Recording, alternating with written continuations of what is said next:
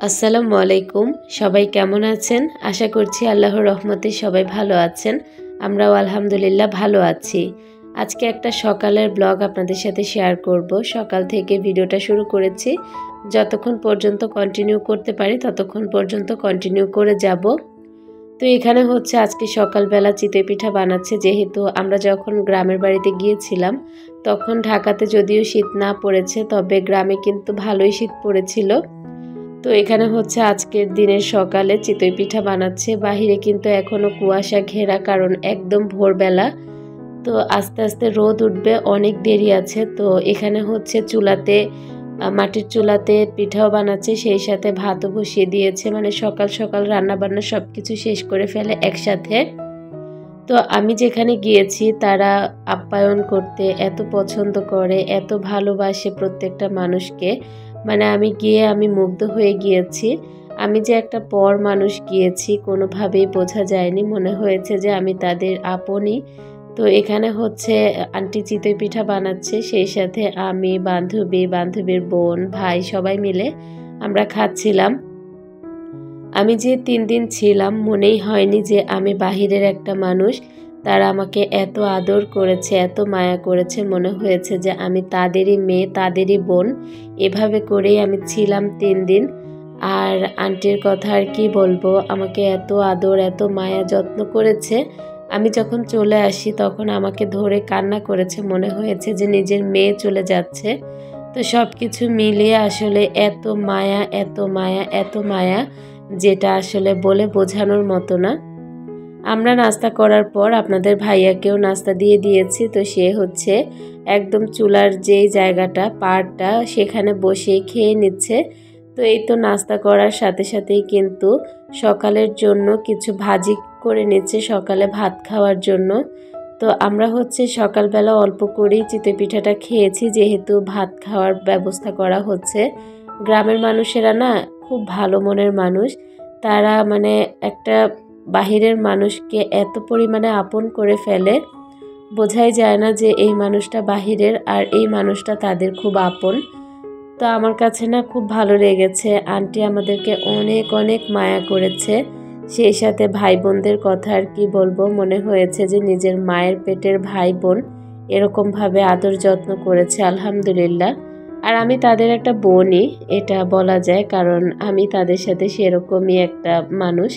তো যাই হোক, এদিক থেকে আমি নাস্তা করার পর সবাই তো চুলাতে রান্না বান্না করছে। আপনাদের ভাইয়া নাস্তা করে এদিকে শুয়েছিল, যেহেতু বাহিরে ভালোই ঠান্ডা, তাই আর বাহিরে বসেনি। তো আজকের ভিডিওটা যদি ভালো লাগে অবশ্যই একটা লাইক দিয়ে ফুল ভিডিওটি কন্টিনিউ করবেন। আর আমার গলার অবস্থাটা যেহেতু এখনো ভালো হয়নি, তাই ক্ষমা সুন্দর দৃষ্টিতে ভিডিওটা দেখে যাবেন। হয়তোবা আপনাদের কাছে আজকের ভয়েসটাও শুনতে খারাপ লাগবে। তো এই তো আজকে বাড়ির শুরুটা দেখাচ্ছি। এই যে বাড়িটা, এটা পুরোটাই হচ্ছে ভাবিদের বাড়ি। আর এই তো এখানে একটা চুলা তৈরি করা আছে, রান্নাঘর তৈরি করা আছে। এটা হচ্ছে বৃষ্টির দিনে রান্না করার জন্য করা, আর বাহিরে সবসময় রান্না করে। তো এখানে যেহেতু আমার হাজবেন্ডকে আমার বান্ধবী ভাই ডেকেছে, তো ভাইকে হাঁসের মাংস খাওয়াবে, এই কারণে হাঁসের মাংসটাকে ভালো করে কেটে ধুয়ে রান্নাও করে নিয়েছে। আর হাঁসটা কিন্তু নিজের পালা হাঁস। তো এখানে ভাইকে দুধ দিবে, এ কারণে দুধও গরম করে নিয়েছে। তো আপনাদের ভাইয়া দুধ খাওয়ার পরে এখানে হচ্ছে সকালের নাস্তা দিয়েছে, মূলা শাক ভাজি, মূলা ভাজি, সেই সাথে করলা ভাজি, আর আমি টমেটো কেটে নিয়েছি। গরম গরম ধোয়া ওঠা ভাত এভাবে খেতে না কি যে মজা লাগছিল বলে বোঝাতে পারবো না। ভাত তো আমরা সবাই খাই, তবে গ্রামের খাওয়াটা না একটু অন্যরকম মজা লাগে, যেহেতু লাকড়ির চুলাতে রান্না করা হয়।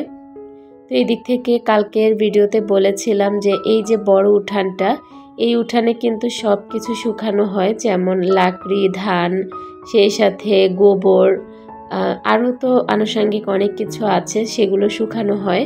তো এখানে হচ্ছে আজকে ধানগুলো শুকাচ্ছিল, আর ধানগুলো খুব সুন্দরভাবে মেলে দিচ্ছিল। আপনাদের ভাইয়ার আমি অনেকক্ষণ দাঁড়িয়ে দেখছিলাম, আমার কাছে যে কি ভালো লাগছিল। আর এখানে এত বড় একটা গাছ দেখতে পাচ্ছেন, এটা হচ্ছে একটা লেবু গাছ। মানে গাছটা এত বড়, এত পরিমাণে বড়, সেই সাথে বড় তো আছেই, আরও অনেক লেবু ধরে আছে। সব কিছু মিলিয়ে না একটা বাড়ির সামনে যখন মাঝ উঠানে যখন এত সুন্দর একটা লেবু গাছ থাকে কতই না ভালো লাগে, তাই না? এটা হচ্ছে ভাবিদের বাড়ির একটা পুকুর, আর পুকুরে অনেক অনেক মাছ চাষ করা হয়েছে। তো এখানে দেখতে পাচ্ছেন মাছের খাবার দেয়া হচ্ছে, অনেক অনেক খাবার দিতে হয় মাছকে। তো এই তো প্রচুর মাছ পুরোটা পুকুরে, তো সেটা অনেকক্ষণ দাঁড়িয়ে দেখছিলাম।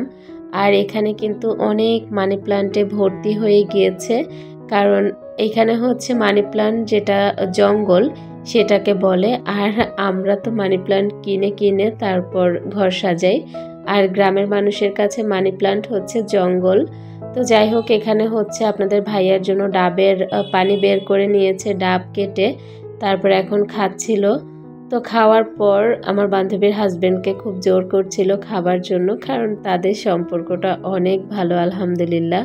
আপনাদের ভাইয়া আমার সাথে যে তাদের কত ভালো আত্মার সম্পর্ক হয়েছে এটা আসলে সামনে থেকে না দেখলে কখনোই বোঝা যাবে না।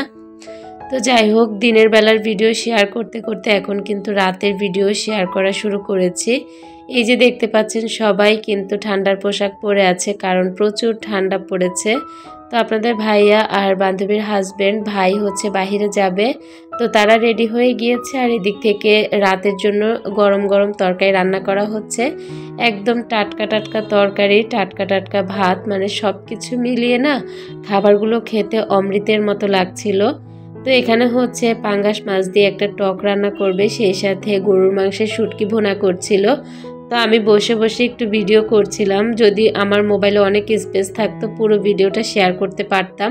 রাত শেষ করে এখন হচ্ছে আজকে সকাল, আর আজকে আমরা ঢাকার উদ্দেশ্যে চলে যাব। আজকে সকালের নাস্তায় ছিল ভাপা পিঠা, তো নাস্তা করে বাচ্চারা এখানে খেলছিল, আর আমি হচ্ছে বাহিরের দিকটা দেখছিলাম। আজকে যেহেতু চলে যাব, আজকে কিন্তু ভালো আয়োজন করা হচ্ছে, এখানে অনেক গরুর মাংস আনা হয়েছে, আজকে মিলাদও পড়াবে যেহেতু ভাই দেশের বাহিরে চলে যাবে।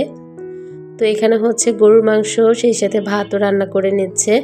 তো এখানে গরুর মাংস কাটছে, সেই সাথে শাক ভাজি করবে, শাকও কেটে নিচ্ছে, এখানে ডাল বসিয়ে দিয়েছে, আর হাতে মাখিয়ে গরুর মাংসটা আজকে রান্না করবে। তো এখানে সব কিছু প্রস্তুতি করছিল, আর আমরা হচ্ছে ঢাকার উদ্দেশ্যে যাওয়ার জন্য রেডি হচ্ছিলাম আস্তে আস্তে। দুপুরে খাবারটা খেয়েই আমরা বেরিয়ে পড়ব। তো খাবার শেষ করে তো আপনাদের ভাইয়া হাত মুখ ধুয়ে নিচ্ছে, আমরা এখনই বের হয়ে যাব। আজকের ভিডিওর একদম শেষ প্রান্তে চলে এসেছি। ইনশাআল্লাহ কালকের ভিডিও থেকে আমার ফ্যামিলি ব্লগগুলো দেখবেন আপনারা। আজকের মতো এখানেই বিদায়, সবাই ভালো থাকবেন, আল্লাহ হাফেজ।